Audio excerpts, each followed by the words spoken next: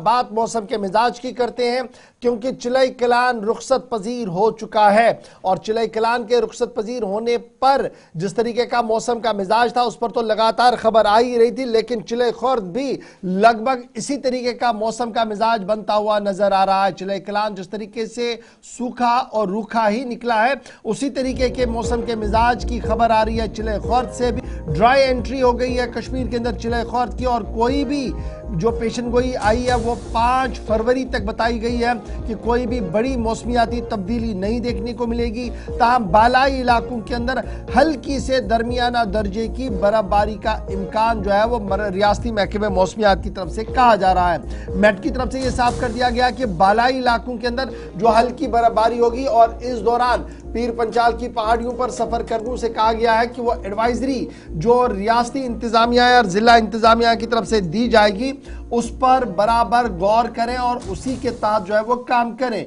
40 दिन का सख्त तरीन मौसम चिलई कलान इख्तिताम पजीर हो गया है।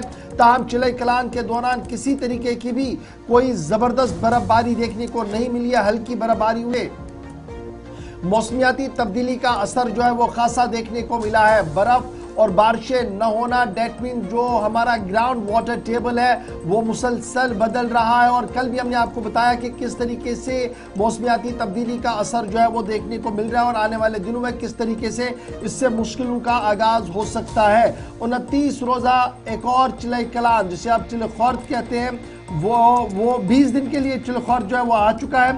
ताहम मरकजी महकमे मौसमियात और रियासती महकमे मौसमियात का मानना है कि 5 फरवरी तक मतला कई मकामात पर आपको अबर आलू दिखेगा, लेकिन बूंदाबांदी के सिवा कुछ भी नहीं होगा, जिसके बाद ये जो ड्रॉट सिचुएशन या सूरत हाल जो है वो बनती हुई नजर आ रही है, क्योंकि बहुत कम बारिशें और बर्फबारी सरमा के दौरान देखने को मिली है, जिसके बाद एक्सपर्ट्स का मानना है कि सूरत हाल किस तरीके की बनी हुई है। तो इसलिए भी मौसम तब्दील होने पर नजरें थी, क्योंकि मुख्तलिफ इलाकों के अंदर अलग अलग किस्म की परेशानियां और माहिरीन जिस तरफ इशारा कर रहे हैं वो बिल्कुल भी सही नहीं है।